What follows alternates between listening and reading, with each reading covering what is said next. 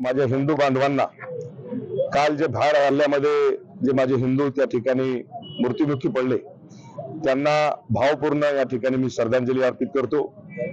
आणि आपल्याला फक्त एवढंच सांगेल की काल जो पहलगाम येथे जो आतंकवाद्यांनी जो हल्ला केला त्याच्यामध्ये काही पाकिस्तानचे आतंकवादी आणि काही या भारत देशामध्ये राहणारे काही आतंकवादी, याच्यामध्ये काल आपण जर टीव्हीच्या माध्यमातून जर बघितलं तर त्या ठिकाणी त्यांनी स्वतः त्यांची वैयक्तिक जमीन विकली आणि त्या ठिकाणी आतंकवादी घडवले।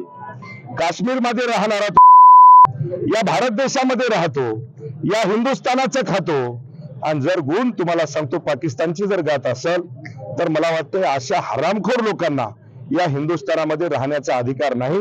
सन्माननीय या देशाचे पंतप्रधान नरेंद्रभाई मोदी आणि अमित शहाला माझी हात जोडून विनंती आहे की पाकिस्तान नंतर पण या हिंदुस्थानामध्ये राहून जे आपल्या हिंदूवरती जे अत्याचार लोक करतायत, हे आतंकवादी करतायत, हे घडवतायत, या लोकांना आधी तुम्हाला सांगतो की आपल्या भारत देशाच्या बाहेर काढून त्यांच्यावर गोळ्या घालावे, ही आमची प्रथम या ठिकाणी मागणी आहे।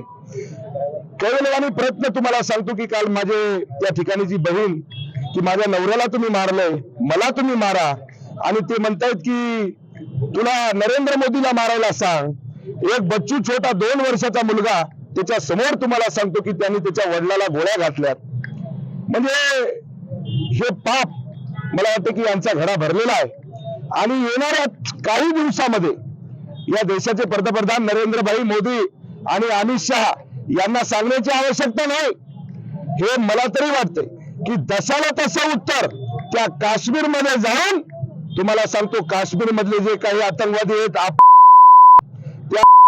त्यांची जागा दाखवून भर रस्त्यामध्ये त्यांना गोळ्या घालून त्यांची हत्या केली पाहिजेत। आणि पाकिस्तान तर तुम्हाला सांगतो आता त्याच्यातले काही काश्मीरचे मला वाटते काही नाही आतंकवादी, म्हणजे दिन दवड्या रस्त्यावर काल काय म्हणले ते कि बांग्लादेश के 25 करोड़ मुसलमान, हिंदुस्तान के 25 करोड़ मुसलमान और पाकिस्तान के 25 करोड़ मुसलमान हम घुस जाएंगे हिंदुस्तान में और हिंदुस्तान मिटा देंगे। अशा हरामखोर लोकांना या लोकांना तुमच्या माहितीसाठी मला तरी वाटतंय की ज्या टीव्हीच्या कट्ट्यावर तुम्ही बोलताय यांना त्याच ठिकाणी सन्माननीय नरेंद्रभाई मोदी आम्हाला फक्त मला तरी वाटते की आम्हाला एका घंट्याची सवलत द्या, आम्ही सुद्धा त्या पहलगामला त्या काश्मीरला येतो, आम्ही काही कमी नाहीत। आणि त्यांना तशाला तसं उत्तर देऊन अरे काय लावलाय, अरे हिंदुस्थानातली जर तर ते पाकिस्तान वाहून जाईल, ध्यानात ठेवा, अशी परिस्थिती त्यांची आहे। पण त्यांना माज आलाय आणि काही लोक हरामखोर लोक म्हणजे आपल्याच्या महाराष्ट्रातले भारत देशातले फक्त मताच्या लालची पोटी अरे आपल्या आई बहिणीची आबरू लुटायले, अरे आपल्याला दीनदया गोळ्या घालायलेत आणि तुम्हाला राजकारण सुचायलंय।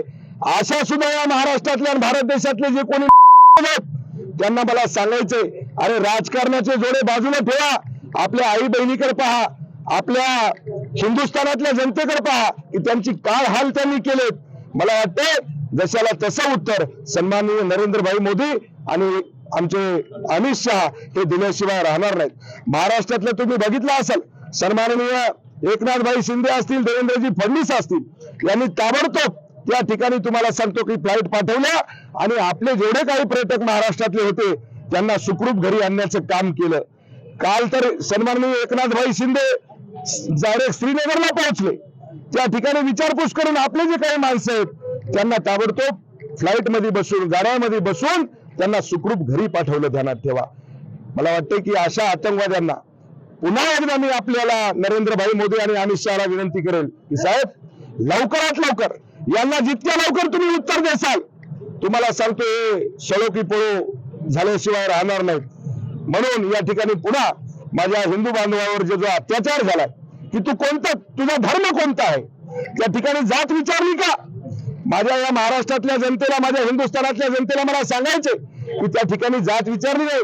तू मराठा, माळी, साळी, कोळी, आन, आदिवासी, मारवाडी, ब्राह्मण, कोणती, धनगर, वंजारी, पारधी, वडर हे विचारलं नाही, त्या ठिकाणी फक्त विचारलं तू हिंदू आहे का तू मुसलमान आहे।